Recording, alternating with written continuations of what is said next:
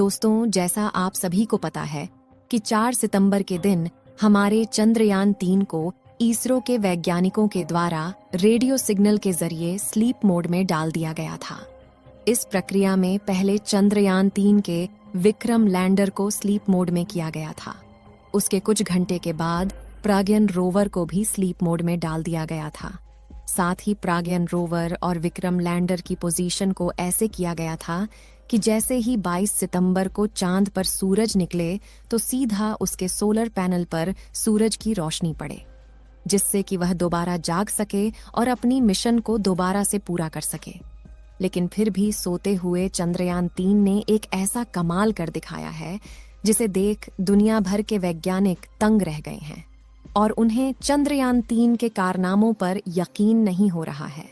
चंद्रयान-3 ने ऐसा कौन सा कारनामा किया है, इसे जानने के लिए वीडियो के अंत तक अवश्य बने रहे। इसरो के वैज्ञानिकों ने विक्रम लैंडर को स्लीप मोड में डालने से पहले एक और कमाल कर दिखाया था, जिसमें चंद्रयान-3 के विक्रम लैंडर के चारों थ्रस्टर्स यानी इंजन को चालू करके इसे 30 से 40 सेंटीमीटर ऊपर की तरफ उठाया जाता है और उसके बाद इसके स्थान को चेंज करके इसे दूसरी जगह पर लैंड कराया जाता है।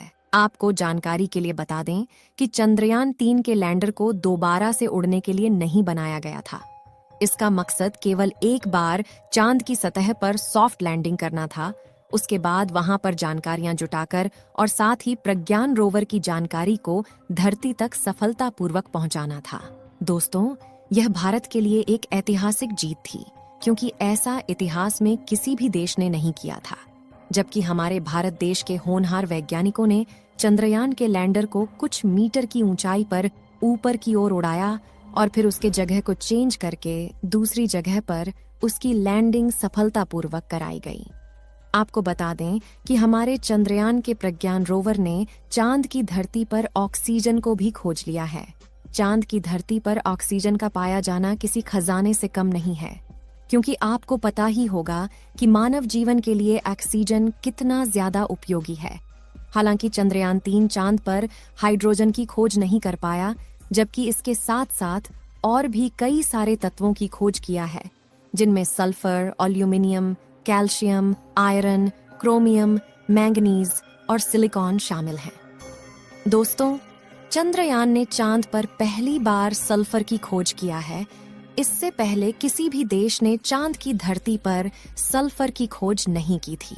चांद पर सल्फर का पाया जाना भी काफी ज्यादा महत्वपूर्ण है, क्योंकि इसे भविष्य में मंगल मिशन के लिए ईंधन के रूप में इस्तेमाल किया जा सकेगा। लेकिन इसी बीच अमेरिका देश को यकीन नहीं हो रहा था कि भारत ने चांद पर चंद्रयान को भेजा है या फिर केवल एक मनगढ़ंत कहानी है। अमेरिका के वैज्ञानिकों में होड़ मची हुई थी कि शायद भारत ने कोई चंद्रयान मिशन भेजा ही नहीं है। इसीलिए चांद के ऑर्बिट में घूम रहे नासा के एक सैटेलाइट ने चांद के दक्षिणी ध्रुव की एक तस्वीर नासा के वैज्ञानिकों के पास शेयर की है, जिसमें हमारे भारत के चंद्रयान को साफ साफ देखा जा सकता है कि वह चांद की धरती पर कैसे खड़ा हुआ है। हालांकि यह तस्वीर जब ली गई थी तब हमारा चंद्रयान-3 सो चुका था और उस समय चांद के दक्षिणी ध्रुव पर रात हो चुकी थी। आपको हॉलो के अंदर जो पॉइंट दिख रहा है वह हमारा विक्रम लैंडर ही है, जिसे साफ साफ देखा जा सकता है। इस तस्वीर को देख अमेरिका के वैज्ञानिकों को विश्वास हुआ कि वास्तव में चंद्रयान की लैंडिंग दक्षिणी ध्रुव पर सफलतापूर्वक की गई है। जैसा कि आपको मालूम होगा कि हमारे चंद्रयान-3 के साथ ऑर्बिटर को नहीं भेजा गया था, क्योंकि चांद की कक्षा में चंद्रयान-2 का ऑर्बिटर पहले से ही घूम रहा था और वैज्ञानिकों ने चांद की कक्षा में घूम रहे चंद्रयान-2 के ऑर्बिटर को ही इस्तेमाल करके चंद्रयान-3 के डाटा को साझा किया था। इसी बीच चंद्रयान-2 के ऑर्बिटर ने सोते हुए प्रज्ञान रोवर और विक्रम लैंडर की एक तस्वीर ली है, जिसमें विक्रम लैंडर और प्रज्ञान रोवर साफ साफ नजर आ रहे हैं। यह बात भी दुनिया भर के वैज्ञानिकों को हैरान कर रही है कि आखिर जो मिशन साल 2019 में फेल हो गया था, उस मिशन के ऑर्बिटर ने चंद्रयान-3 के साथ कैसे संपर्क बनाए हुए हैं। इस समय चंद्रयान-3 का प्रज्ञान और विक्रम लैंडर स्लीप मोड में है और जल्द ही 22 सितंबर के दिन इसे फिर से जाग कर अपने मिशन को पूरा करना होगा।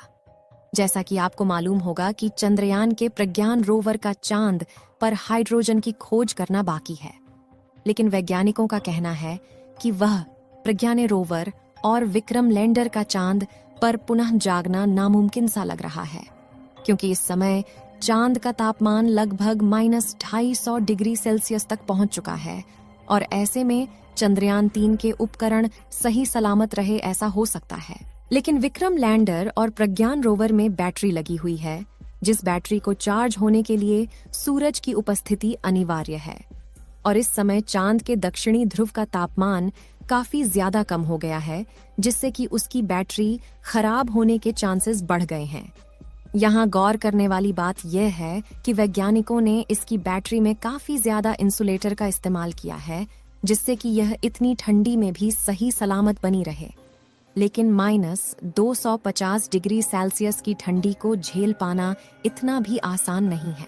लेकिन फिर भी हमारे प्रज्ञान रोवर और विक्रम लैंडर की बैटरी सही सलामत रहती है तो पुनः चांद पर एक्सपेरिमेंट को शुरू किया जाएगा और इस बार हाइड्रोजन की तलाश की जाएगी। इस समय जो तस्वीर आप लोग अपने मोबाइल फोन पर देख रहे हैं, यह तस्वीर विक्रम लैंडर की है, जिसे चंद्रयान 2 के ऑर्बिटर ने अपने हाई रेजोल्यूशन कैमरा द्वारा कैप्चर किया है। आपको बता दें कि यह तस्वीर उस समय की है जब चांद पर रात का अंधेरा छा रहा था। इसमें आप देख रहे हैं कि चांद की सतह अंधेरा होने के कारण कैसे चमकदार दिखाई दे रही है। जिस समय चंद्रयान का प्रज्ञान रोवर अपने एक्सपेरिमेंट को कर रहा था, तो उस समय चांद का तापमान 20 से 35 डिग्री सेल्सियस के बीच था।